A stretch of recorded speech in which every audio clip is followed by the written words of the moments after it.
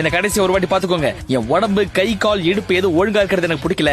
அதனால நான் தண்ணியில குதிக்கப்போ கொழுப்பெடுத்து முன்பின் யோசிக்காம பண்ண வேலையினால இப்ப 3 சக்கர வண்டியில போறதுக்கு பிராக்டிஸ் பண்றாரு. சாதாரணமா 3 இன்ச் பனியை உடைக்கணும்னாலே 1000 பவுண்ட் போர்ஸ் தேவைப்படும். ஆனா நல்லா இருக்கிற மனக்கட்டையை உடைக்கிறதுக்கு 3 இன்ச் பனியே போதும்னு அண்ணனுக்கு இப்ப புரிஞ்சிருக்கும். அண்ணா பேண்ட கழட்டும் போது தண்ணி சூடா இருக்கான்னு காலை விட்டு பாத்துக்கலாம்ல.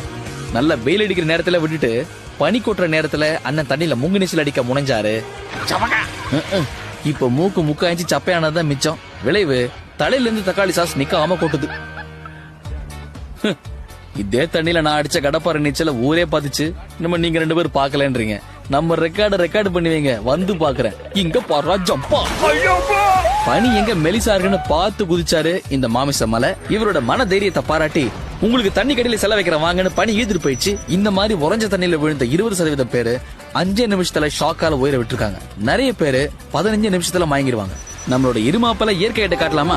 நம்ம உடம்புக்குள்ள இருக்கிற உஷ்ணம் மட்டும் குறைஞ்சிருச்சுன்னா எப்பேற்பட்ட தில்லானவனுக்கும் நடுக்கம் வந்துடும். இந்த பொதுக்கு அப்புறப்படுத்த ஜேசிபி வர சொல்லுப்பா.